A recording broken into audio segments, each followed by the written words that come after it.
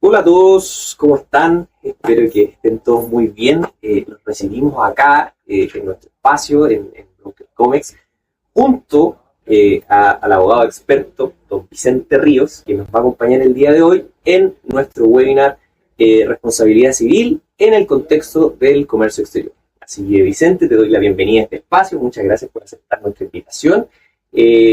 Cuéntanos un poco de ti, qué es lo que haces al día de hoy, dónde estás trabajando, para que la gente te conozca un poco. Bueno, muchas gracias, Víctor, muchas gracias a Broker Comex por la invitación. La verdad que es un honor estar aquí participando de este interesante webinar, y más interesante aún estar hablando de un tema que me apasiona, que yo sé que nos apasiona, que tenemos ahí gustos en común respecto de la responsabilidad civil, de la logística, del transporte.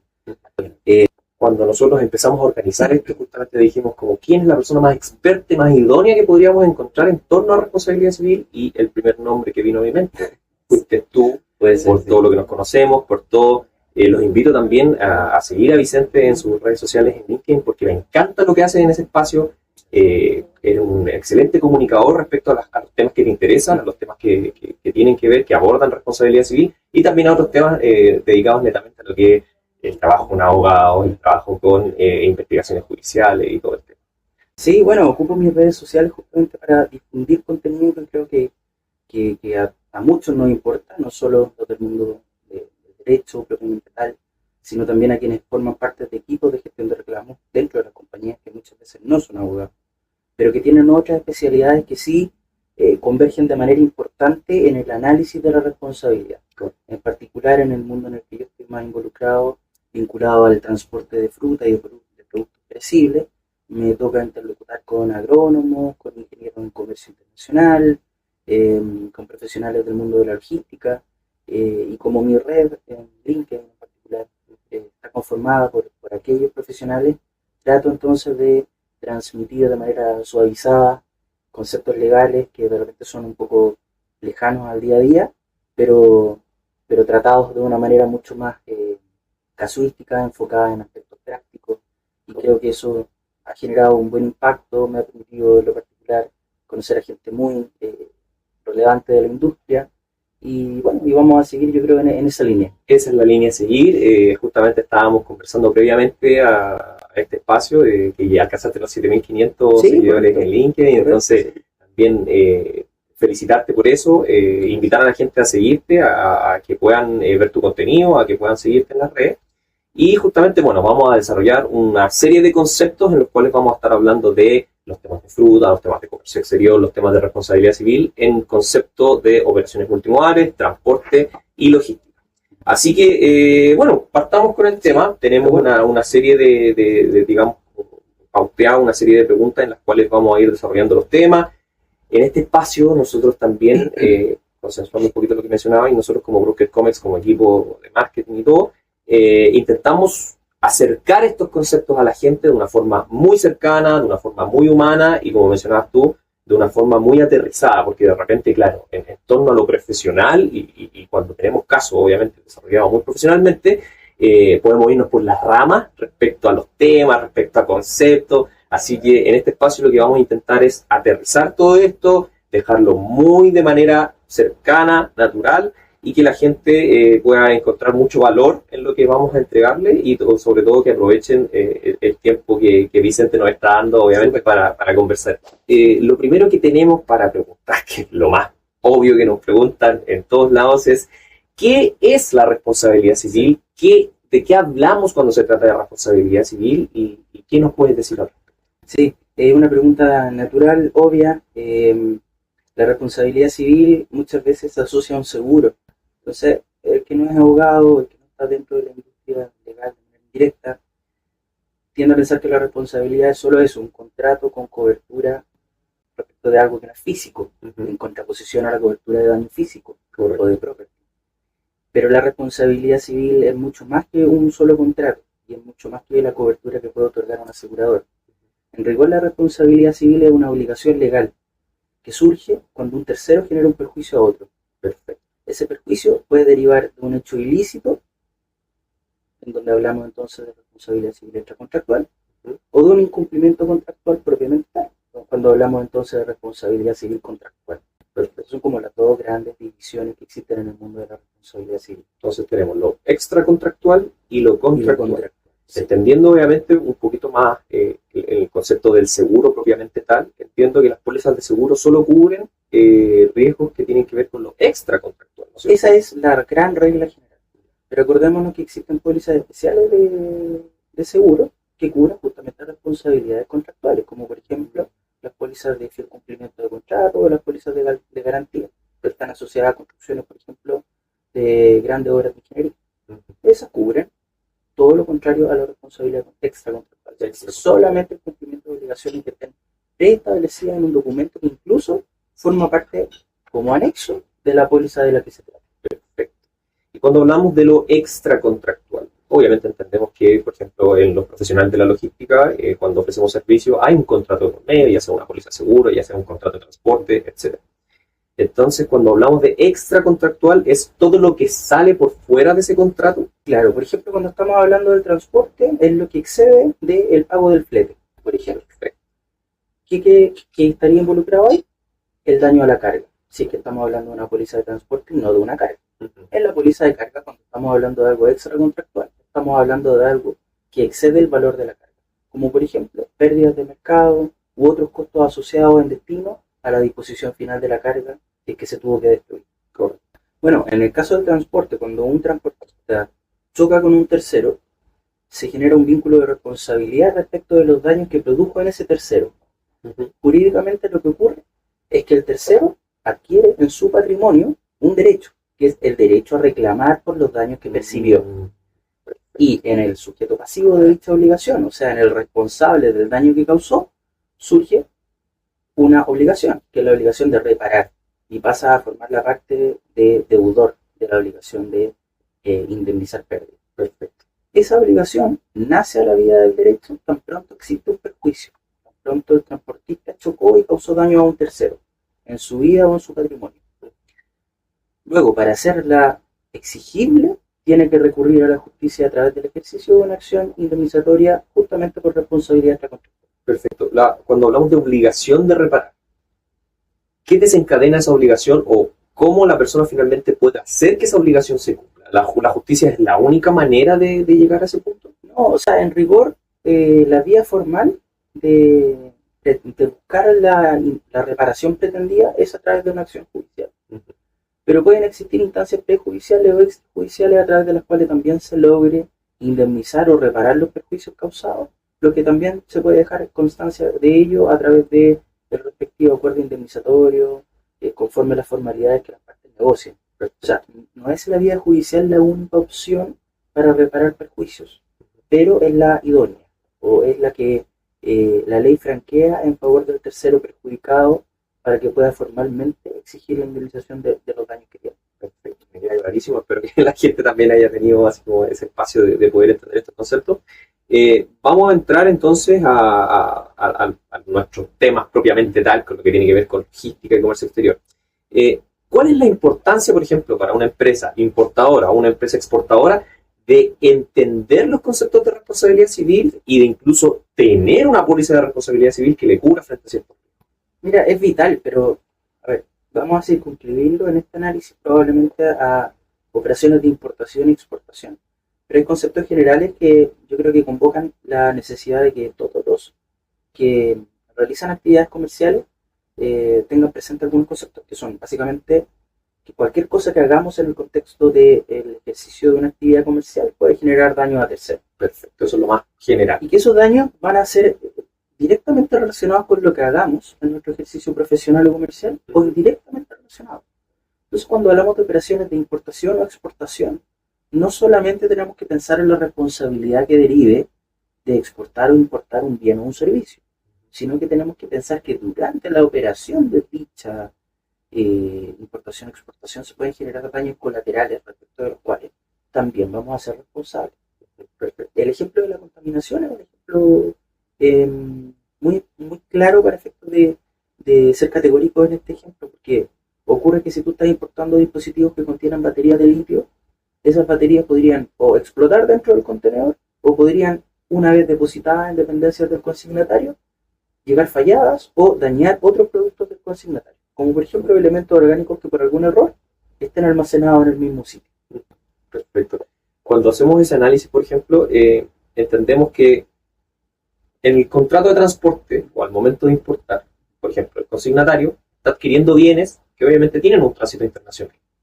Tú, al recibir los bienes, ya estás en visto conforme. Ok, recibí mis bienes, están en mi bodega, perfecto.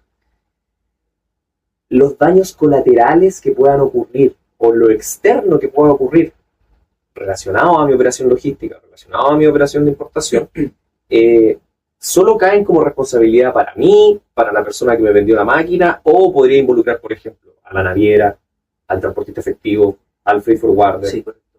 Pueden haber responsabilidades concurrentes. Y es un muy buen punto que tú estás tocando, porque yo diría que esa es probablemente la regla general en cierto y específico tipo de transporte, como el del transporte de los productos perecibles. Uh-huh. Si tú estás transportando una fruta de determinada estación y lo estás haciendo en buena calidad y condición desde el origen, probablemente si esa fruta llega mal a destino, tú tengas que analizar el tiempo de tránsito. Y el tiempo de tránsito no solo es el tiempo de tránsito marítimo, sino también terrestre. Luego vas a tener que validar si se mantuvieron las condiciones de temperatura. Y la temperatura no solo se controla durante el tránsito marítimo, sino también durante la conexión en el inland, o en el transporte terrestre en origen y en destino.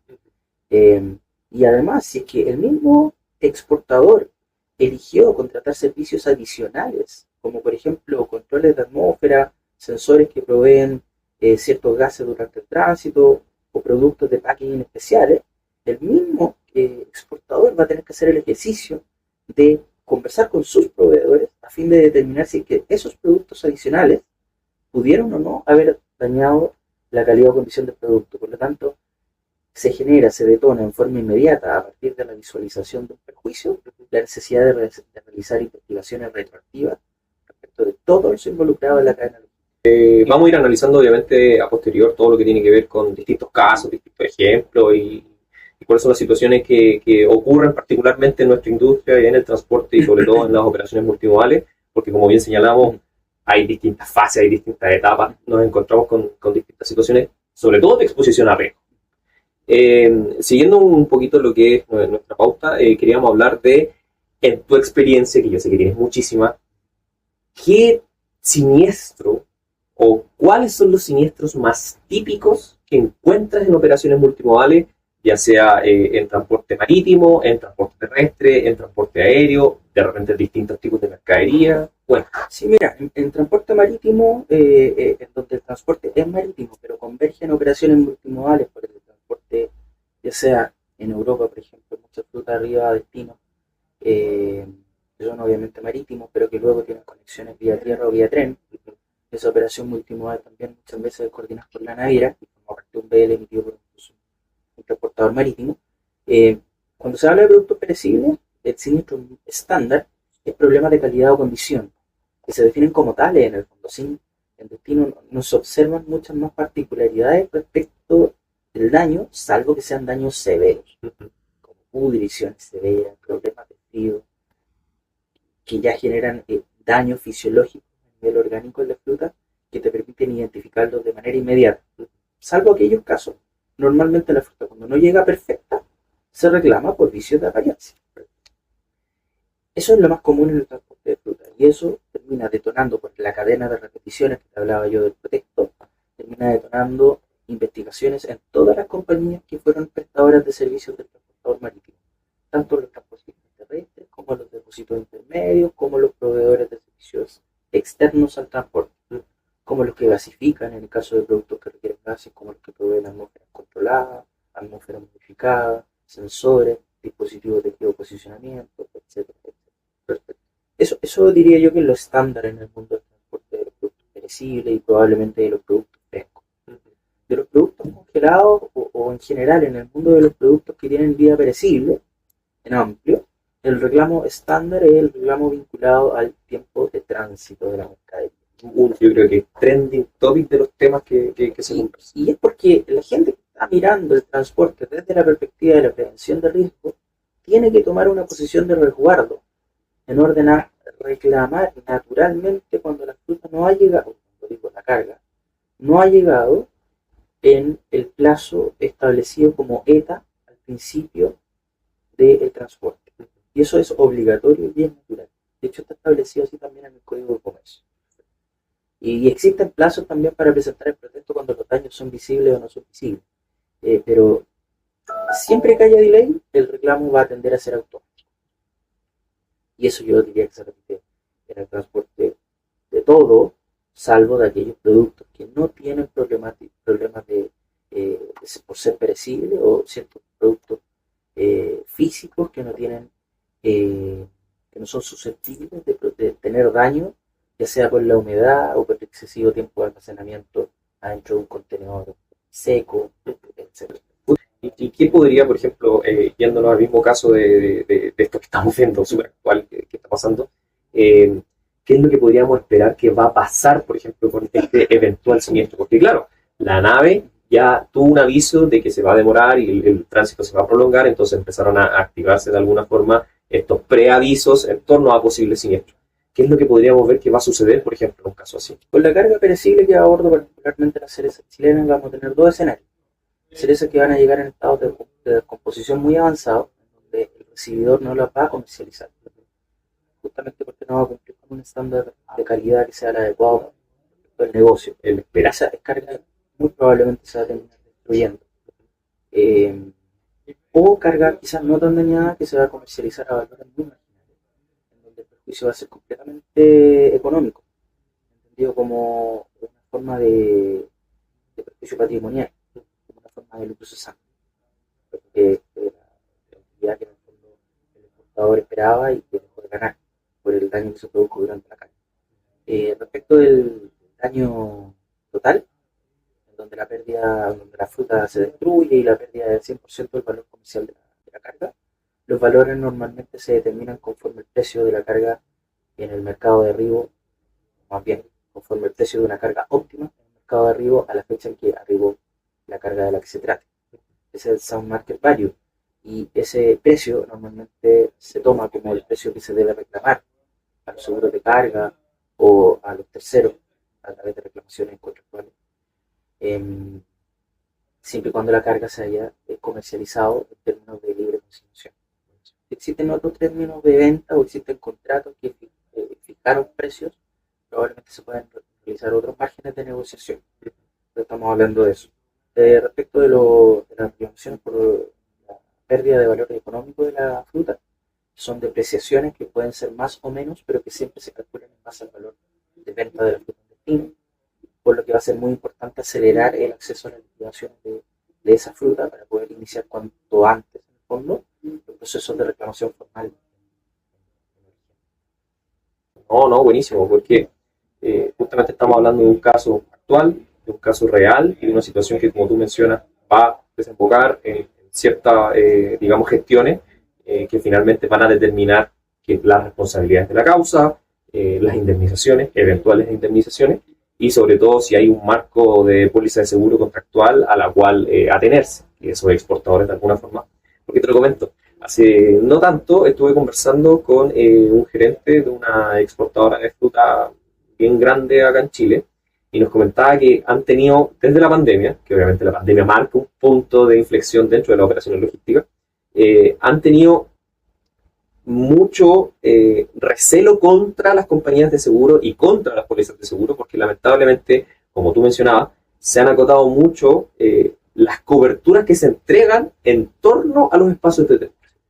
Y para ellos, finalmente, para dar una póliza de carga respecto a su exportación, no salía conveniente porque finalmente ellos sabían que la indemnización no iba a llegar y por ende estaban como tomando forma en contratar estudios de abogados bien profesionales que expusieran de alguna forma ciertas demandas contra quien resulta responsable, como ya mencionábamos, en este caso principalmente contra las navieras. ¿Sí? Y se estaba utilizando mucho eso porque justamente, dado que la póliza de seguro no me está pagando, no está indemnizando como yo espero el precio que de prima que estoy pagando, pero que me indemnice, estoy tomando otras opciones. Y eso se está dando mucho en torno justamente a lo que estamos conversando. Sí, lo que pasa es que el mercado de la fruta ha estado bien dinámico, particularmente el de la mercado de la consultoría de riesgos. ¿Digo? Las pólizas están quedando incompletas respecto de los riesgos reales que están sufriendo los exportadores y están quedando también incompletas respecto de lo que el mercado de seguros ofrecía hasta no hace tanto tiempo. Eso ha permitido que ciertos actores de la industria hoy día ofrezcan un servicio un poco más completo que tiene que ver con la asesoría respecto al proceso de atención de siniestros vinculados a coberturas de seguros, pero también con asesorías preventivas y asesorías en gestión de siniestros que eventualmente no tengan cobertura, pero que también se pueden gestionar como reclamos en sede extrajudicial. Entonces hoy día existen efectivamente compañías que se dedican a eso, a proveer asistencia profesional en gestión de reclamaciones, con o sin seguro en el fondo, porque en el caso de los que no tienen seguro, igual se prepara la vía judicial, que en este caso es una vía judicial directamente en contra del tercero civilmente responsable de los perjuicios, que como tú bien dices, por la naturaleza del contrato de transporte del que se trata, es habitualmente la naviera.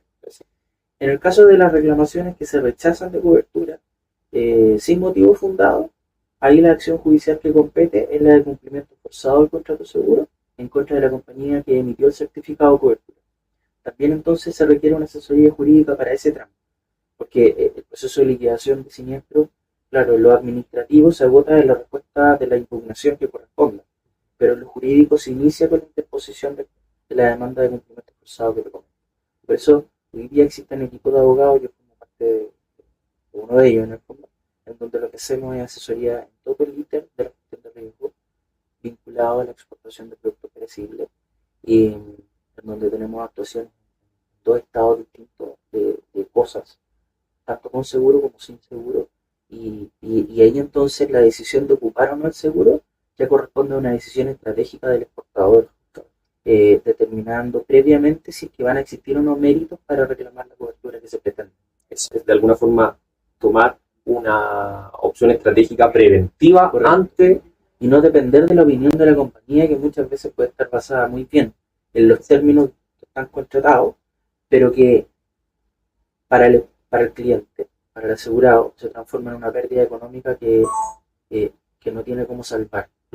Y para que aquello no ocurra, o para que la pérdida financiera no se analice con tanta demora, existen estos equipos de abogados que se dedican a lo que te comento, o sea, realizar labores preventivas de análisis de cobertura y asesoría preventiva en gestión de riesgo, que va de la mano con los avisos preventivos de protesto, por ejemplo, en el caso que conversábamos recién, y que han modificado bastante la dinámica del mercado de asesoría jurídica, particularmente la gestión de reclamaciones en los últimos años.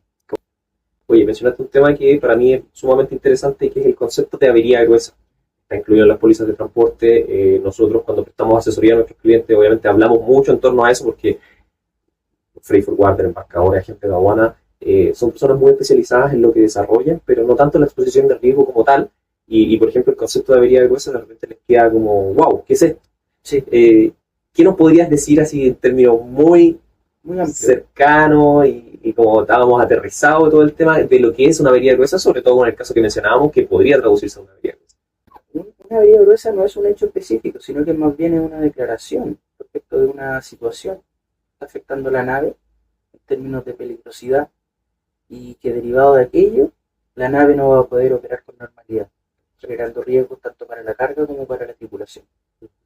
Esa situación tiene que declararse, tienen que existir antecedentes suficientes que lo acrediten, y el antecedente suficiente por esencia es el de la peligrosidad. O sea, tiene que haber un problema grave e inminente que no pueda ser corregido en forma inmediata por la tripulación, ni tampoco en forma inmediata por naves cercanas, y que exijan entonces la declaración de avería gruesa, que es lo que implica abrir por así decirlo, un cuaderno de determinación de pérdida, donde los responsables de la embarcación tienen que concurrir a indemnizar los daños en los límites que corresponden, según los contratos vigentes y según los límites establecidos por ley también. Donde finalmente todas las personas que de alguna forma tengan relación con esa embarcación tienen que responder en algún porcentaje. En algún porcentaje, en proporción a sus participaciones, respecto del 100% de los daños que se asocien, como te digo, tanto a las vidas humanas como a la carga que va a transportar en el momento de la declaratoria de riesgo. Por el ejemplo que mencionaste, justamente estábamos hablando acerca de eso, en el incidente de Baltimore. ¿Efectivamente se declaró una avería gruesa en ese ejemplo? Sí, efectivamente. En abril de este año los armadores declararon la avería gruesa, dado que la naturaleza del incidente lo ameritaba, y bueno, están en proceso de indemnización, en proceso de concurrencia, de participación en las indemnizaciones hoy día en curso. Pero ese es un claro ejemplo de que el principio de gravedad o de peligrosidad o de daño potencial, tanto a la carga como a las vidas de las personas que van a bordo, tiene que ser severo para efectos de que se cumplan con las condiciones materiales de la avería gruesa como institución jurídica independiente. Perfecto. Bueno, ahí abarcamos una serie de conceptos que tienen que ver con la póliza de carga y con otros temas relacionados al transporte marítimo.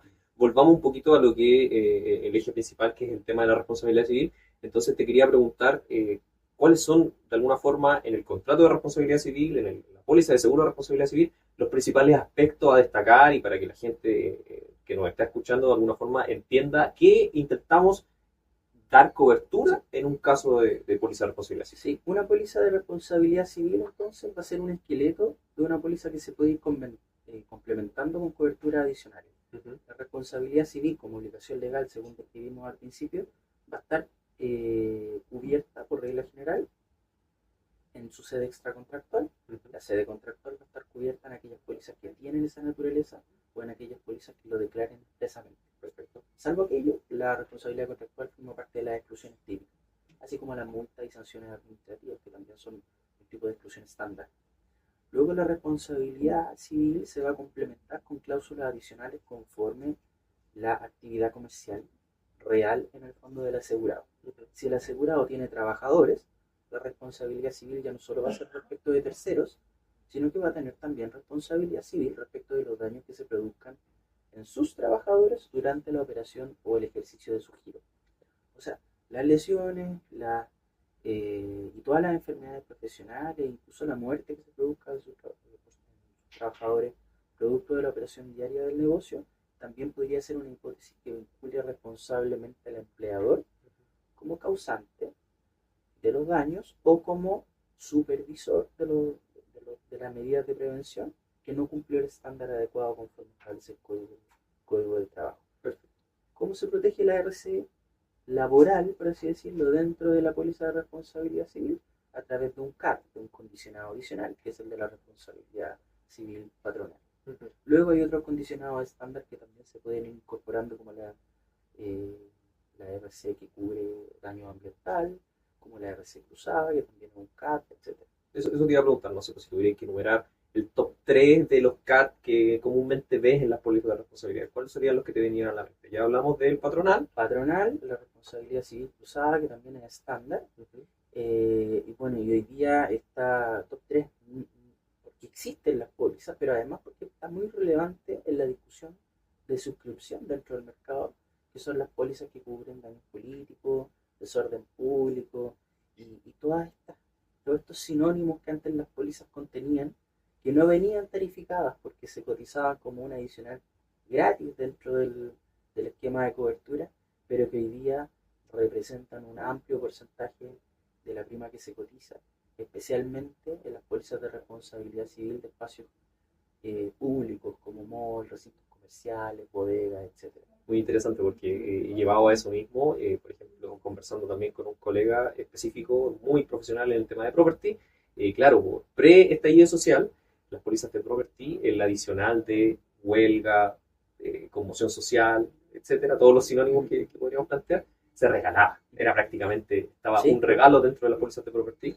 Y al día de hoy, obviamente, entendemos que a medida que el mercado cambia y se va actualizando, es una necesidad incluirlo y también cobrar una parte importante por ese posible. Parte de las causas de los perjuicios ya que está habitualizado en Chile, no solo en ciertas zonas geográficas, sino que más bien en todo el país y en varios mercados también. Por lo tanto, el mercado de seguro global internalizó la necesidad de considerar esa partida o esa cobertura con un pricing independiente, porque la verdad es que se ha tornado la causa de gran parte de los siniestros que ya se están indemnizando en responsabilidad civil.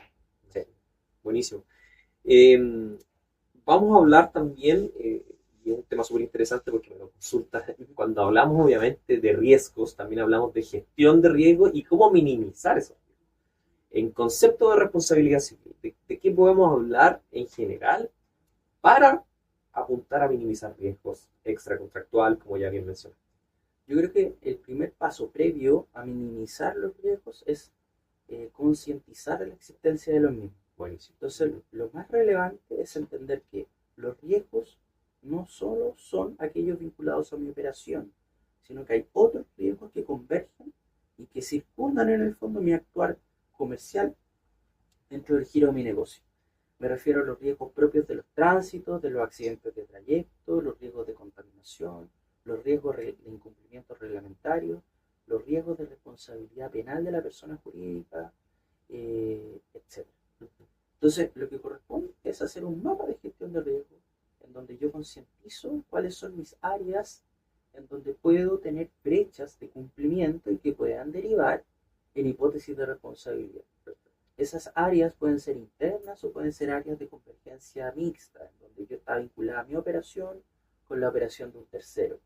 Y ahí viene el paso siguiente, analizar cuáles son mis brechas de riesgo en donde comparto responsabilidad con proveedores estratégicos. Con aquellos proveedores estratégicos tengo que tener procedimientos o protocolos de gestión de riesgos, no solo de gestión de riesgos laborales, la prevención de riesgo típica, sino protocolos de gestión de riesgos operativos, pensando en cómo nuestra sinergia operativa puede generar daño a un tercero y cómo entonces vamos a actuar en conjunto para prevenirlo. Perfecto.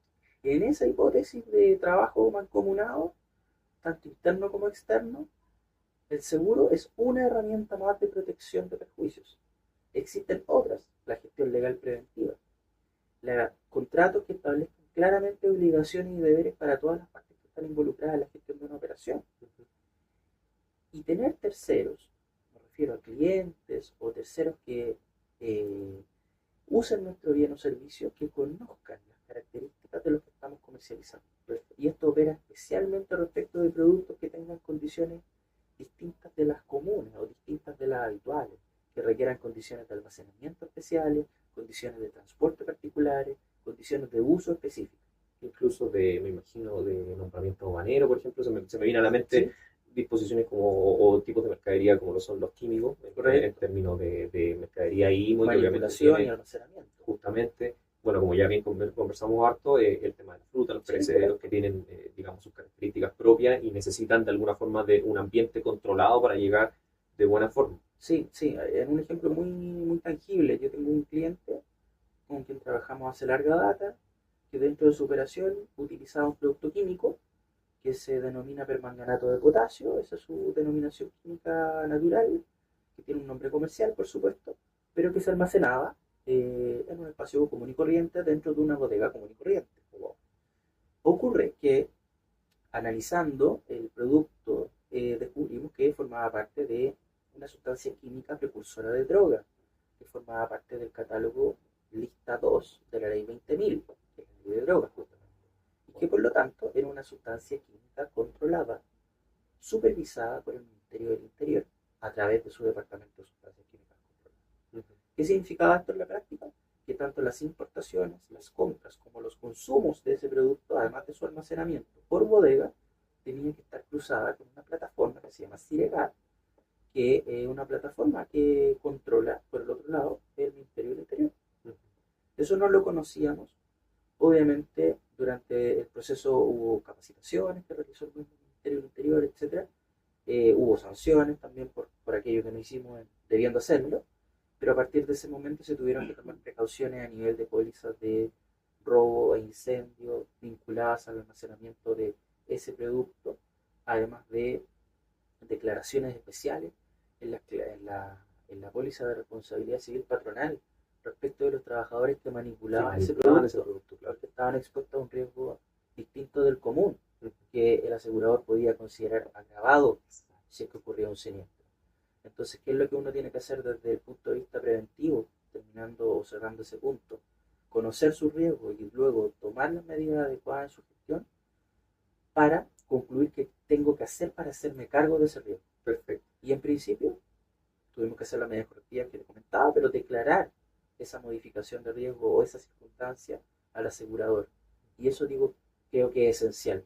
Y esa es una forma de consecuencia práctica a la que se tiene que arribar después de analizar cómo estoy planteado dentro del escenario de mi matriz de riesgo. Buenísimo, buenísimo, me encanta. a modo de resumen, entonces, para la gente que obviamente está viendo esto, lo más importante, yo creo, dentro de lo que conversábamos, conocer tu negocio, entender tu negocio, hacer este mapa finalmente de cuáles son finalmente o dónde se entrelazan las posibles operaciones con mis proveedores estratégicos para conocer a qué estoy expuesto, bajo qué situaciones y sobre todo con qué estoy trabajando.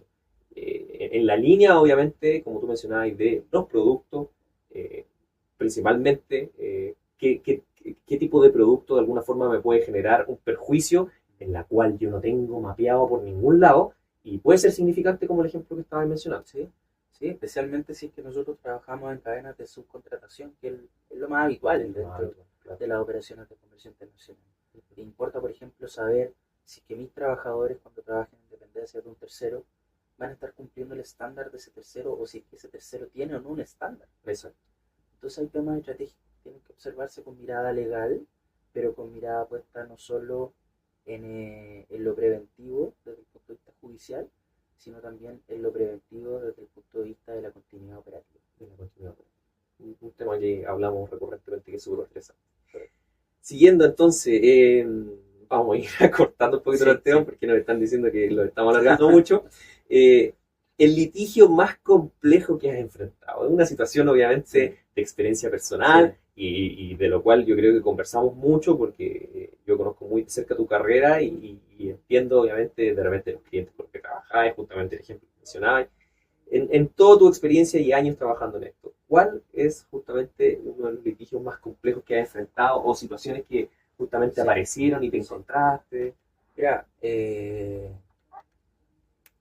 fue complejo, fue extremadamente complejo el caso. No igual que ser un litigio al menos, se logró evitar de forma. Se alcanzaron a recibir notificaciones de algunas medidas prejudiciales, eso sí, pero no se llegó a litigar en el fondo.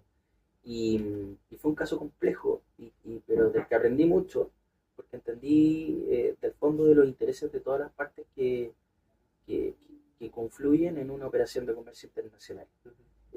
Yo estaba desde la vereda del prestador de un servicio y, y ese servicio, a pesar de haberse comportado como se comportaba habitualmente, produjo, según el reclamante, daño en un contenedor, en dos contenedores. Comenzaron a pasar semanas y el número de contenedores comenzó a aumentar. Y al cabo de 2 meses, después del cierre de una temporada de exportación, hace un par de años, el número de contenedores afectados era cerca de 50. ¡Wow! Que representaba el 50% de la exportación de ese cliente. Analizábamos internamente los antecedentes que teníamos. No existía coherencia entre la performance del servicio que yo estaba analizando y el daño que por el lado del reclamante se estaba viendo en destino. Entonces la conversación comenzó evidentemente a subir de tono porque empezaron a llegar las liquidaciones de esa fruta empezó a tener cada vez menores valores. Ya está ahí bajo Se presión. involucró la naviera, porque obviamente la naviera no entendía lo que estaba ocurriendo.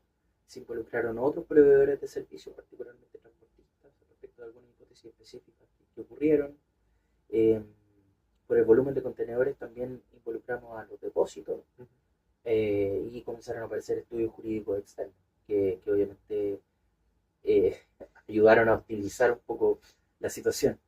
Lo problemático fue que el caso en particular se pudo resolver, pero fue un largo periodo de negociación donde entendí muy de fondo cómo los intereses de las contrapartes, a pesar de estar del lado de la fruta, que era el producto del que se trataba, igual eran muy opuestos, porque cada una de las partes se cerró en posiciones que no contribuían a conseguir el acuerdo. Perfecto. Entonces la mayor lección, creo yo, de ese incidente fueron dos en particular. Primero, que los siniestros que tienen que ver con transporte tienen un nivel de urgencia que no tienen todos los siniestros, salvo los siniestros de responsabilidad que vinculan a fallecidos. Ya, okay. Y te lo digo porque existen presiones de muchos lados que son cadenas contractuales que muchas veces uno como externo no está visualizando. Por lo tanto, es también prioritario darle urgencia a ese tipo de casos. Atenderlo en tiempo y forma creo que es la clave. Y lo segundo, la apertura en la negociación, que que aun cuando no es obligatorio, sí debiera tender a ser natural, particularmente porque estamos todos los que convergemos en cadenas de transporte multimodal con intereses comunes, que son intereses asociados a los rendimientos de nuestra operación. Y hay ciertos imposibles que si se transgreden harían imposible continuar la operación. Y cerrarse en posiciones en torno a negociaciones o en torno a conceptos imposibles nos obligaría a judicializar todo. Entonces, a partir de ese siniestro, modifiqué obviamente mi forma de enfrentarme a los casos. Su perspectiva de cómo y obviamente me abrí al mundo de tener presente que la negociación como gestión preventiva de riesgo puede ser también una vía idónea para resolver los incidentes. Muy interesante. Bueno, lo conversamos al principio también, que es un apartado final, finalmente prejudicial, que puede ser súper importante y como mencionáis en el caso, puede llegar a buenos resultados finalmente. Pues, es una forma súper importante de tener templanza de evaluar estas cosas. Y siempre digo, o sea, el juicio es la vía idónea para resolver los temas. Está establecido por ley y nadie debería molestarse si existiera uno. El problema es que los juicios tienen tiempos y formas que de todas maneras no ayudan a reparar los perjuicios de los que se trata. Sobre todo, como mencionabas tú, en transporte cuando las urgencias son... Entonces, cuando se trata de reparar un perjuicio, la oportunidad es esencial. Y aunque tú ganes un buen juicio, ganarlo en 5 años no termina por reparar el perjuicio real. Muy interesante, muy interesante. Entonces, bueno, abarcando todo lo que conversamos, el tema de responsabilidad civil, el tema de la gestión, el tema de la prevención y el tema de alguna forma, cómo le enseñamos a la gente o cómo aterrizamos que la gente tome estos temas con la importancia que merece. ¿Qué palabras a final de este webinar podríamos decirle a la gente para que se la queden, para que se lo lleven, aparte de las cosas que conversamos, y que de alguna forma les sirvan en su gestión de riesgo comunes, a los free forwarder, a los embarcadores, a los agentes de aduana, a los navieros, a los transitarios, etcétera? Yo creo que lo clave es entender que la responsabilidad civil es un vínculo legal que está mucho más cerca de lo que uno cree, que no tiene que ver con cosas catastróficas, sino que tiene que ver con el quehacer diario de nuestros negocios. Y que por lo tanto hay que aproximarse al análisis de la responsabilidad civil no desde una manera reactiva, sino de una manera preventiva. Porque tenemos las herramientas para hacerlo, existen marcos jurídicos sectoriales que nos permiten delimitar nuestros ámbitos de responsabilidad. Existen hipótesis de responsabilidad regulada en el transporte terrestre, en el transporte marítimo, en la prestación de servicios. O sea, existen normativas, tanto legales como reglamentarias, que nos permitirían poder hacer un mapeo preventivo bien completo respecto de lo que podemos eventualmente tener como exposición. Y ese ejercicio hay que hacerlo de manera responsable y hay que hacerlo de manera adecuada y completa, porque creo que es la única manera que tenemos para poder aproximarnos a eventos que de ocurrir podrían ser no solo catastróficos en la cuantía, sino catastróficos también en el desarrollo del giro comercial que estamos ejecutando.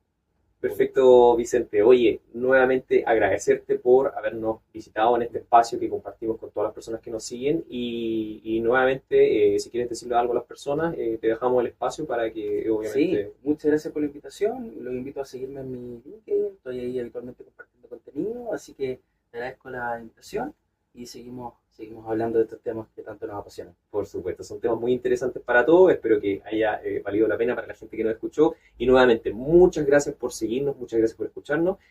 Sigan las redes sociales de Brooked Comex, sigan el contenido que estamos haciendo en LinkedIn también. Y eso, muchas gracias.